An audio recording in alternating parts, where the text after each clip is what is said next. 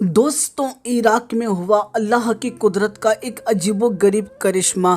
एक बादशाह और एक अल्लाह वाले का ये बड़ा ही अजीबो-गरीब वाक़या है, जिसे सुनने के बाद यकीनन कहीं ना कहीं इससे आपको इबरत हासिल करनी चाहिए। दोस्तों, बताया जा रहा है कि ये वाक़या इराक का है। इराक में एक बड़ा ही नेक दिल बादशाह रहा करता था।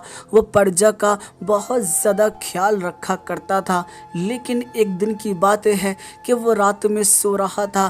तहज्जुद का वक्त आया, अचानक ही उसकी आंख खुल गई और वो ये बात कहने लगा कि आज से पहले मुझे इतनी ज़्यादा बेचैनी कभी महसूस नहीं हुई।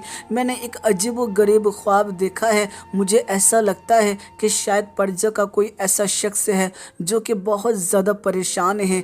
आनन फानन में वह अपने सिपाहियों को लेता है और भेष बदल करके यहाँ से वहाँ दौरा मारने लगता है अपने राज्य का। दोस्तों, लेकिन उसे पूरी रात में भी कोई शख्स नज़र नहीं आता जो कि उसे परेशान नज़र आए। वापस वह महल की तरफ लौट जाता है, लेकिन फिर भी उसके दिल को करार नहीं आता और दिल बार बार कह रहा था कि शायद कोई परेशानी में है। ऐसे में दोस्तों, फिर से वह अपने भेष को बदलता है और दोबारा से प्रजा के बारे में जानने के लिए यहाँ से वहाँ घूमने लगता है। दोस्तों, तभी अचानक एक पेड़ के नीचे उसे एक जिस्म नज़र आता है जो कि एक शख्स था जो कि दुनिया फ़ानी को छोड़ के जा चुका था।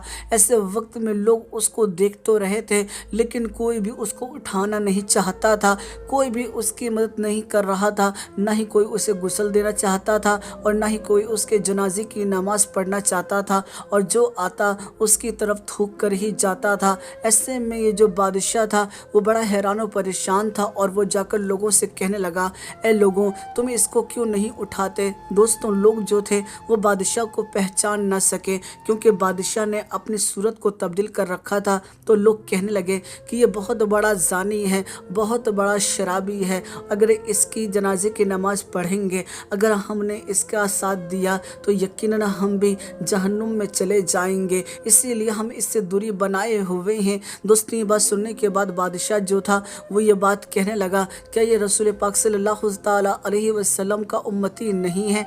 दोस्तों, लोगों ने कहा उम्मती तो है, लेकिन ये बहुत बड़ा जानी और मक्कार था। दोस्तों, ऐसे वक्त में बादशाह जो था वो कहने लगा कि अगर तुम नहीं उठा सकते तो कोई बात नहीं, मुझे इसके घर का पता बता दो, मैं जाकर वहाँ पर इसके हवाले से बात करना चाहता हूँ कि आखिर तुम लोग इसके बारे में ऐसा क्यों कह रहे हो।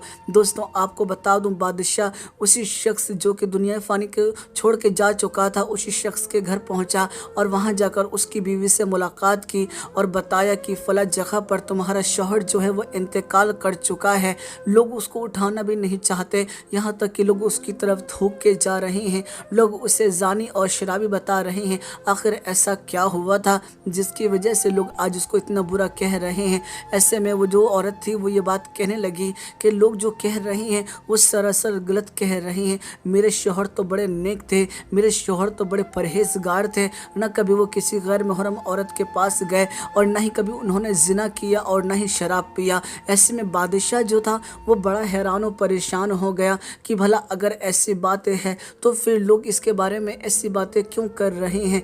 ऐसे में दोस्तों, आप सभी को बता दूं, बादशाह की ये बात सुनने के बाद वो औरत जो थी वो कहने लगी कि दरअसल मेरे शौहर सच में बहुत नेक इंसान थे, कभी उन्होंने जिना नहीं किया और ना ही कभी उन्होंने शराब पी है और ना ही कोई गलत काम किया था। हाँ, मैं आपको एक बात बता देती हूँ कि वो जितना भी कमाते थे उसमें से थोड़ी सी रकम मुझे देते थे और बाकी जो रकम है उसे लेकर वो जानी औरतों के पास जाया करते थे और वहाँ जाकर वो उसमें से कुछ रकम जो है उस जानी औरत को दे देते और कहते कि आज रात तुम किसी के साथ भी जिना नहीं करोगी, इसी तरह से तुम अपना कमरा बंद कर लो, मैं रोज़ आना इसी तरह से तुम्हें रात में पैसे दे दिया करूँगा ताकि तुम किसी के साथ जिना ना करो और गुनाही अजीम से तुम बच सको। ऐसे में जो जानी औरत होती वो पैसे लेती और अपने दरवाजे को बंद कर लेती, वो सारी रात जिना नहीं करती और बड़े गुनाह से बच जाया करती थी।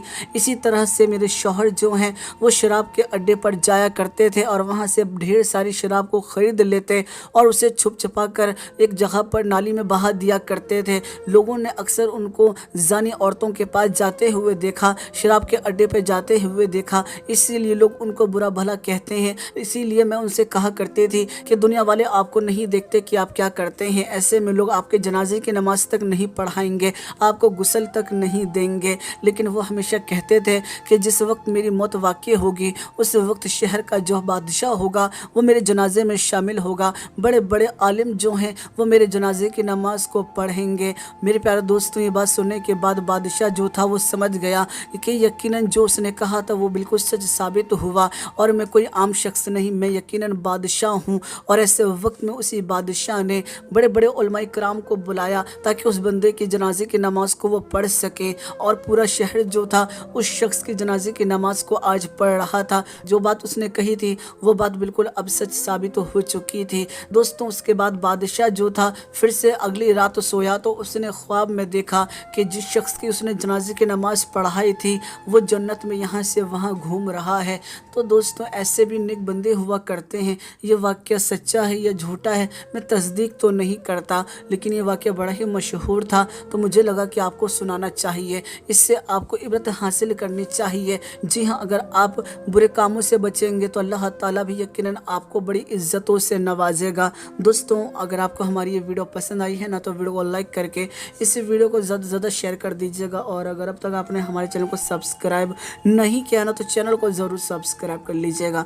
میں پھر ملاقات کروں گا آپ لوگوں سے ایک نئی ویڈیو میں، جب تک کے لیے اجازت چاہتا ہوں، اللہ حافظ۔ بتلا دو گستاخ نبی کو، غیرت مسلم زندہ ہے، بتلا دو گستاخ نبی کو، غیرت مسلم زندہ ہے، بتلا دو گستاخ نبی کو، غیرت مسلم زندہ ہے، اور دین پہ مر مٹنے کا جذبہ کل بھی تھا اور آج بھی ہے،